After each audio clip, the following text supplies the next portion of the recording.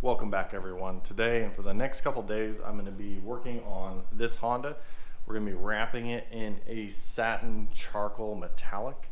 The vinyl is made by Cheetah, which is a pretty nice vinyl, very stretchable. Kind of why I pushed him a little bit towards that vinyl. With these kind of cruiser bikes, they have a lot of curves, as you can see. So having a stretchable vinyl just makes it that much easier. So I'm going to be wrapping the front of this fender, the tank. I have the side pieces which are sitting actually over there, and I have the rear fender which I have off now. It's pretty much all prepped. I got to do one more final wipe down on it and it will be ready.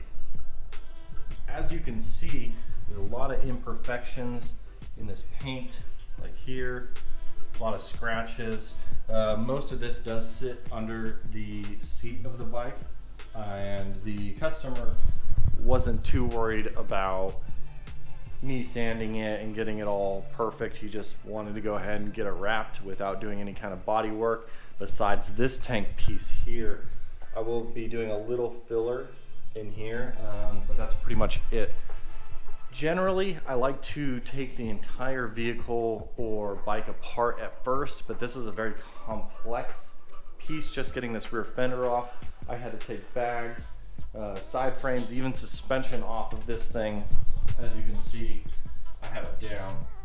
Here's all the parts. I like to lay everything out with each bolt, how it goes, and even here you can see I have certain spacers that's how they sit. And it's actually quite a lot for a bike. Hence why I'm just gonna go ahead and do the fender first, put everything back together, and then work forward. I like to steer away from that just because potentially you could damage the brand new wrap on here as you're moving forward. But this, I'm just gonna be a little extra careful. He had a lot of custom wiring. So here, there was the stock plugs, but then we had all these extra wires that I had to go ahead and cut. And he told me just to label them and not to put butt connectors on them. Here is the other harness that comes out of this rear fender. So what I did for him, as requested, I went ahead and cut all his custom wiring because he had everything him or the previous owner had everything hardwired in there before.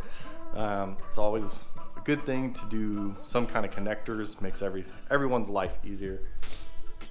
So with all that labeled, I have the rear prepped, normal prep. So it's soapy wash, clay bar, alcohol, somewhere around 50% alcohol and water. You can see that in my tutorials on how to wrap. I have an explanation of pretty much everything that I use.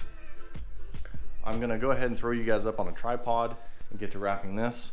I do want to go ahead and kind of show you guys like my thinking before I even start wrapping.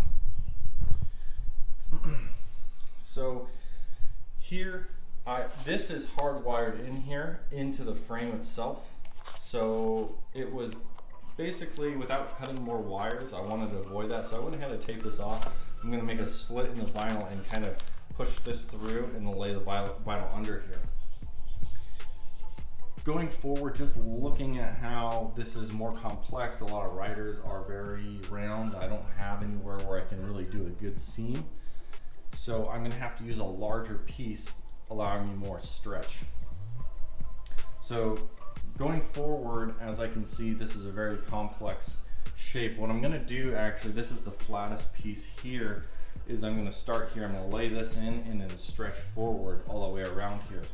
Now, if I just went ahead and laid all that in, that's all fine, but what's gonna be the issue is instead of having my wrinkle lines coming this way on the side to where I can just pull and lay in, I'm gonna have them all bunching up here. So there's gotta be a decent, not a lot, but a decent amount of pull all the way through here so that my wrinkle lines are crossing here and I can just kind of pop it over and it'll wanna suck up into here. I also went ahead and cut roughly about 5 extra inches on each side here and here to give me that pull. So if you ever need to stretch, I always like to give myself a lot more room because I can heat this whole surface instead of one direct spot and putting too much stretch and discoloring it. That way I have a lot more room to work with. I do have it partially pulled down here. I mean, this, as you can see, this is pretty loose, but it's held into a mount under here so that as I'm pulling the vinyl this way, you can see it's not really going anywhere, but it's not super tight either. All right, guys, I'm gonna go ahead and throw you up on a tripod. I'm gonna do one final wipe down and we will start with this. I ended up taking out this piece because we tried a piece and it just wasn't gonna work at all with how much stretch we needed to get. So I highly recommend one of these heat lamps or a torch for something you're gonna do with this much curve. The problem with torch and matte colors is it might possibly gloss it over. I use a heat lamp when necessary. So now I want to show you how this is set up and what exactly to look for.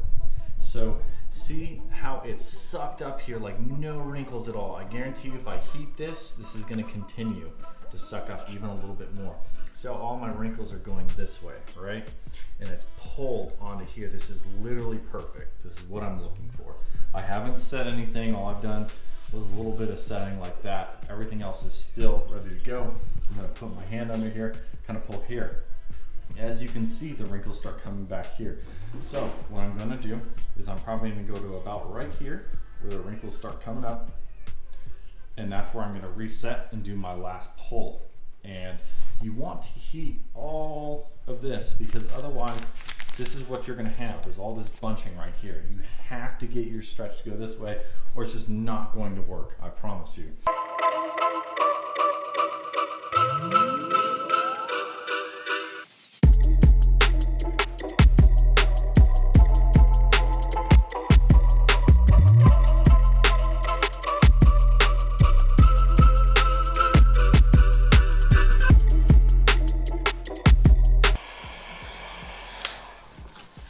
See how I heated it and the lines just kind of almost suck in. Like I can just let this loose. Look at that. And it just comes in. You can see that. See how I just heated it and it's literally just laying in here almost. So that's perfect.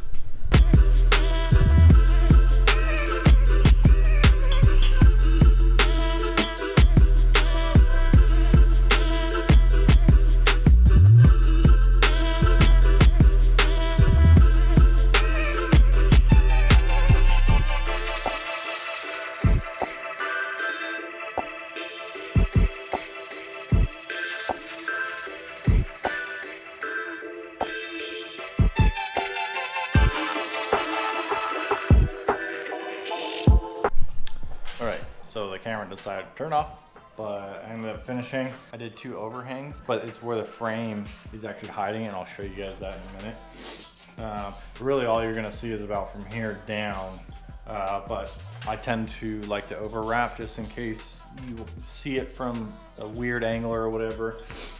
So I went ahead and finished this up.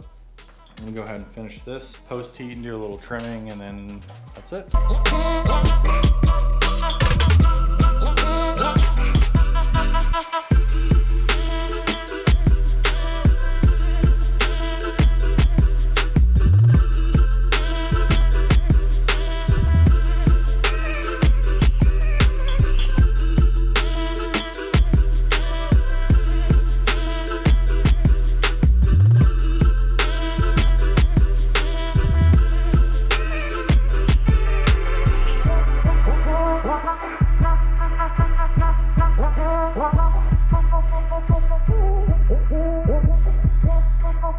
So everything looks really good.